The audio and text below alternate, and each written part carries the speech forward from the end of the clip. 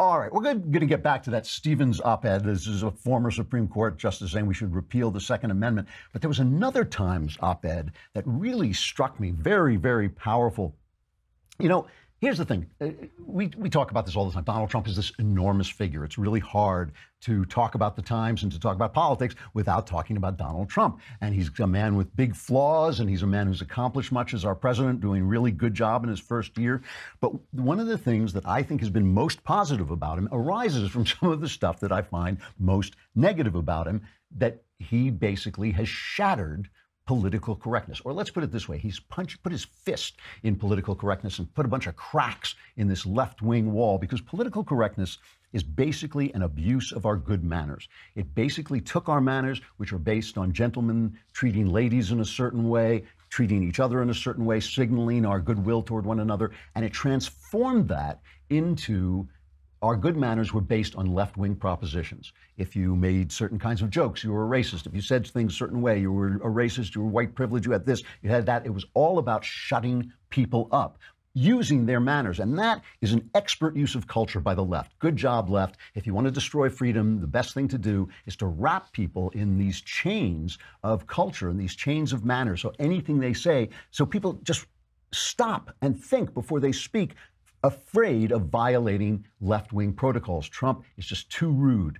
He's just too rude. He doesn't care about politeness, which is bad, but because of that, he also has shattered political correctness. There's a reason that Facebook and YouTube and Google and Twitter are all panicking and trying to shut us down. It's because whenever we speak freely, we win, because our arguments are better than theirs. Their arguments make no sense. Then nothing the left says makes any sense. It's internally contradictory. You can take an argument anytime. You can take an argument of the left and beat it with an argument from the left. The same argument, the same people are destroying their own arguments. I mean, the one I always joke about is that men and women are exactly the same. There's no difference, but a man can be a woman in a man's body. And I always think, like, well, if they're exactly the same, how would he know? How would he know he had a woman inside? So they abused our good manners, and because Trump doesn't have good manners, he's, I think it was yesterday, Dennis Prager, which this cracks me up, because Dennis Prager is one of the most mild-mannered, gentle, thoughtful, intellectual conservatives. He's nothing radical about him. And he puts out these wonderful PragerU videos, and he puts them out on YouTube. And YouTube is so shocked to find that people still believe in the Ten Commandments, or that maybe Islam is not the best religion in the world. Stuff that he has brought in experts, including me, to talk about, that they are defunding and restricting his videos. So he sued them. And he said they are violating my First Amendment rights of speech, but also it's false advertising, because they said they were an open platform. So the Judge Lucy Coe, threw the suit out, although she threw it out without prejudice, so he can amend the suit and come back and file it again. But he threw it out. But the part that interested me about this is she said, first of all, YouTube, which is owned by Google, is not a state operator, so it's not bound by the First Amendment. In this, we come in here and they can stop us from saying things if they want to. They don't, but they could, because it's a private business. But here's the best part. She says, plaintiff Prager alleged that YouTube violated the Lanham Act by falsely advertising YouTube as, quote, a forum for open expression by diverse speakers and, quote, an equal and diverse public forum, right? And he says, in reality, they were discriminating against conservative viewpoints. And she goes on to quote all the things that Prager was complaining about, that YouTube said voices matter, that YouTube said is committed to fostering a community where everyone's voice can be heard. And the reason this is not false advertising, says the judge, the court finds that all of these statements constitute mere puffery. So she says they're lying. They're lying. It's advertising. They're lying. It's like saying, oh, it's the best, car in the world, and then you buy it and say, well, it's not the best car in the world, and you sue them for false advertising. She's saying all that stuff was a lie. So basically, this finding throws Dennis's suit out, but it also justifies Dennis's suit by pointing out that these people, YouTube, Google, has just become another mainstream media, big corporation defending big government from reason. That is what big corporations do. Big corporations love big government because they crush the little guy. So Google's a big corporation. They love to crush the little guy, so they love to crush conservatives. So they've got to silence guys like Dennis Prager, and that so it's like he lost the suit for now, but he won the point. He won the point anyway. Basically, so So the purpose of PC, the purpose of political correctness, is to stop debate because we win debate. It's always about silence. You know, you could see this. There was the CNN panel. They've got these kids, right? They're mobilized, these kids, and I think it's blowing up in their face, and they know it because now they're starting to back off. But they mobilized all these kids against our gun rights, our Second Amendment rights, that are there to protect us from an overweening government. They're there in case we have to have a revolution. So the government always remembers that it's not going to be that easy to come and crush us. That is why we have guns, and also for self-defense. I mean, it's important. We shouldn't have to depend on the government to defend us, as they say, when seconds count, the police are minutes away. You know, it's not that the police aren't trying to do a good job. It's just they can't be everywhere. So they have this panel.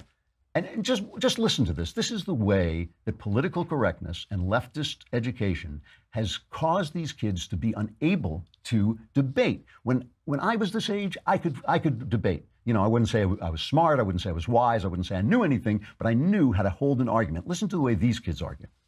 If we had more armed guards in our school, again, it would perpetuate the school-to-prison pipeline. We have to be cognizant. And how would it do that? Just help me understand the logic. Because, if you're treated like a criminal, you're going to act like a criminal. Exactly. And this mindset, the way that we are socialized in schools as being seen as criminals, as being black bodies, then that is going to contribute to your way of life. I'm not white, I'm not black, but I am a person of color. And I don't feel comfortable. I'm walking around and I'm looking at these cops and I'm like, do they think I'm up to something because of the color of my skin? And that's how all of my friends that are black in my school feel. And I don't receive the same airtime as some of my friends, and it is because I'm not white. We shouldn't use white privilege as a dirty word. It is what it is. White privilege comes out in structural racism. You're racist. Jacob, why can't they talk about their experience?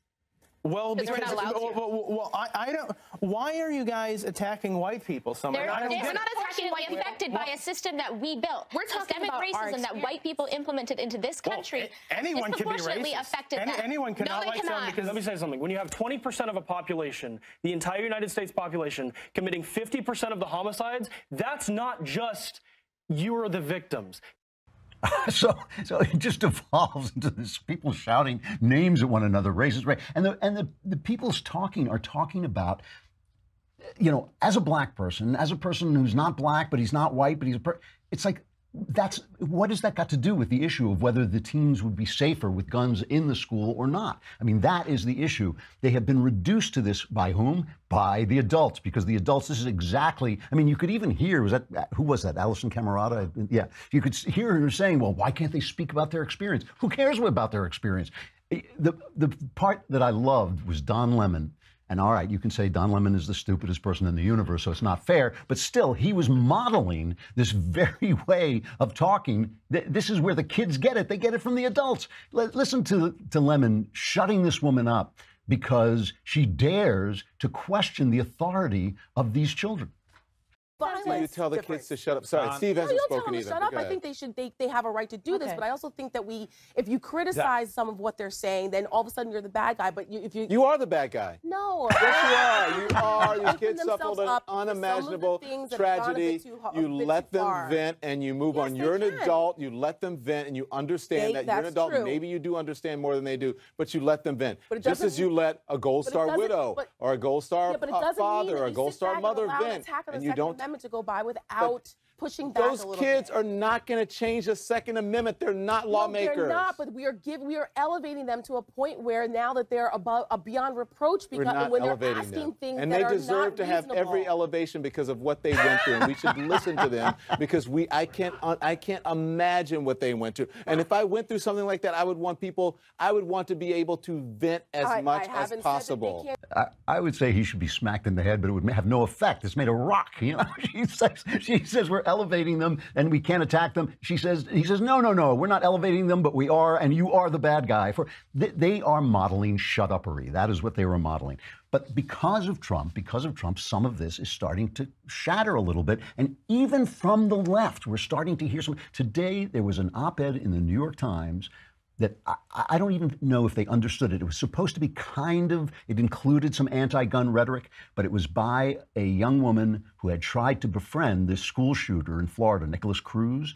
And the headline is, I tried to befriend Nicholas Cruz. He still killed my friends. I'm just going to read a little bit. It says, I am writing this because of the disturbing number of comments I've read that go something like this. Maybe if Mr. Cruz's classmates and peers had been a little nicer to him, the shooting at Stoneman Douglas would never have occurred.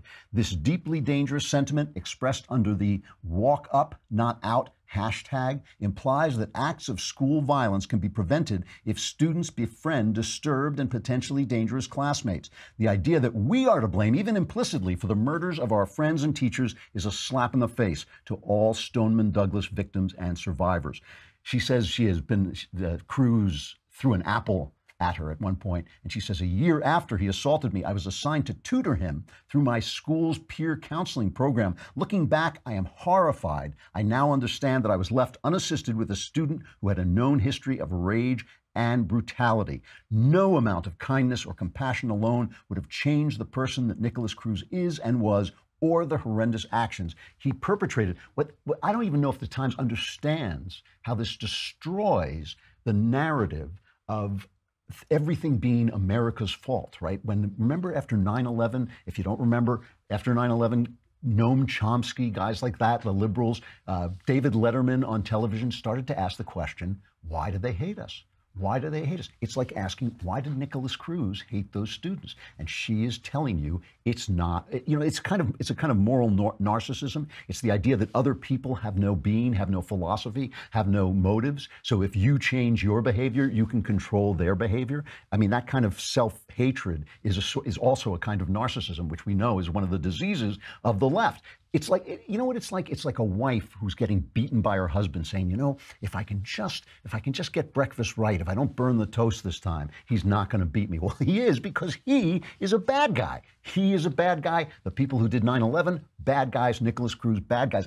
They're arguments. When the truth comes out, when people speak the truth, because this woman is actually saying something that you don't often hear, it's always good for freedom. It is always good for freedom when the truth comes out. Even Justice Stevens' article, as far as I was concerned, was a breath of fresh air, because they keep saying, oh, we don't want to take your guns away. We don't want to take your guns. We don't want to repeal the Second Amendment. We don't believe in gay marriage. We just want gay people to be free. They always do this. And then it's always too late. Toothpaste is out of the tube. You can't put it back. This is the way it is. We don't want open borders. But if anybody comes in here, he's free to stay, and anybody who says there should be a border is a bad guy. This is the way it always works. So I'm glad Justice Stevens said what he said.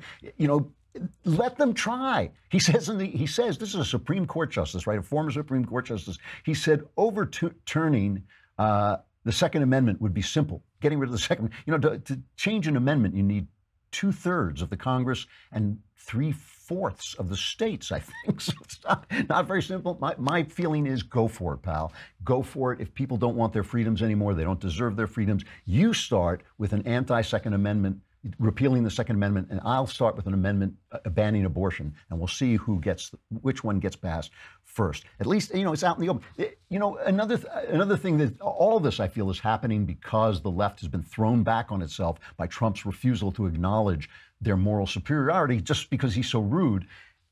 Walmart has banned Cosmopolitan. Cosmopolitan is this feminist piece of garbage that sells sex. It's a pornographic. It sells the most self-destructive sex attitude towards sex, the most trashy, slutty attitude towards sex, attitude that is bound to make you unhappy. Walmart just banned it because of the Me Too movement. So it's the left eating itself. And by the way, when the left is eating itself, it goes really well with leftist cheers. So you might want to get the tumbler. Anyway, but now, also because of this, the right is starting to get a little bit of a voice in the culture, because all of this is cracking, and people are saying, well, these people are out there. I mean, they're leaving in Hollywood. I just had this conversation with my agent yesterday. I said, in Hollywood, they're leaving so much money on the ground by not doing a show. Here's a show for Trump supporters. Here's a comedian who supports Trump. They're not doing it. Who got the idea? Roseanne Barr. Here's a woman. She was big when I was out of the country in the 90s. So I never really experienced Roseanne Barr, but now she's back playing a Trump supporter.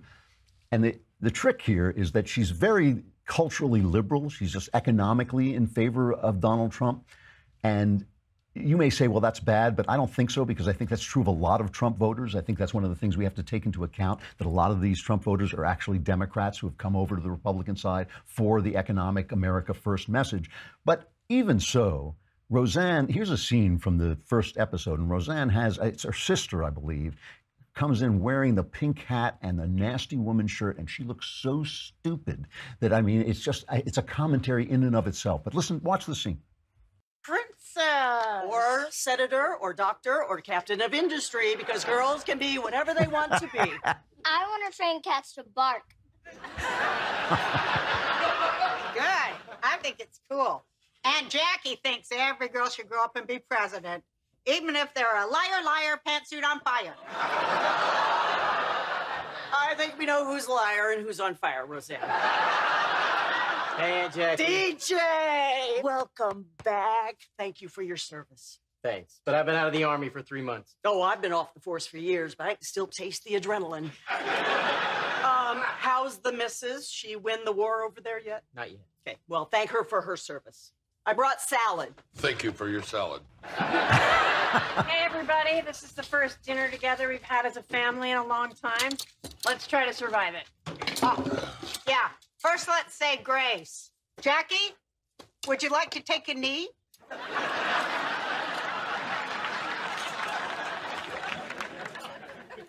Dear Lord, thank you for this food and for bringing our son DJ home safe from Syria. Please protect his wife Gina and all our troops still overseas. Please watch over our son Jerry, who's on that stupid fishing boat where apparently they don't get phone calls. But most of all, Lord, thank you for making America great again. She reacts, and just that nasty woman shirt is enough satire for me. They're praying at the table. I mean, it is a different voice, and she is a person basically of the left. She was big friends with Hillary Clinton until they had a falling out. The movie Chappaquiddick is coming out. I love this. I love this. Here's a scene from the movie Chappaquiddick. This is Teddy Kennedy showing up. I believe at this point the woman is still in the drink, drowning, because he didn't go back to rescue her, and he goes to get a friend for help. But listen to this line. This is an incredible line.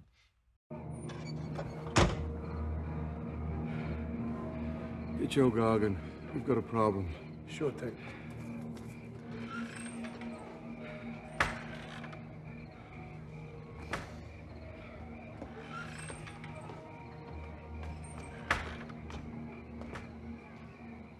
What the hell happened to you? You better get Paul, too. Come on, Teddy, what's the big idea? I'm not going to be president.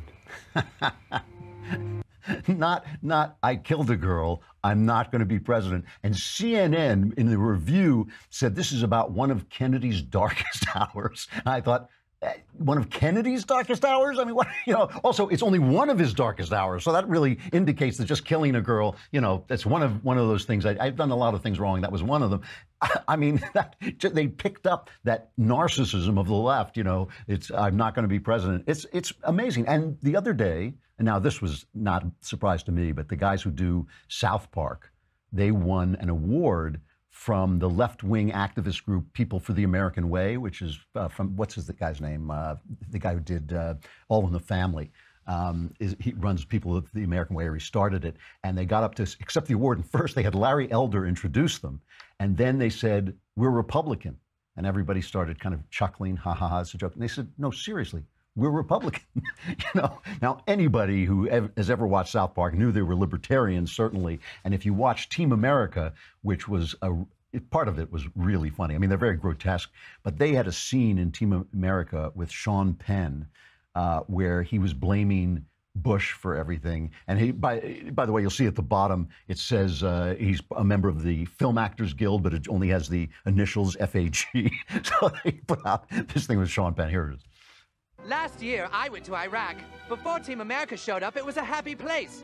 They had flowery meadows and rainbow skies and rivers made of chocolate where the children danced and laughed and played with gumdrop smiles.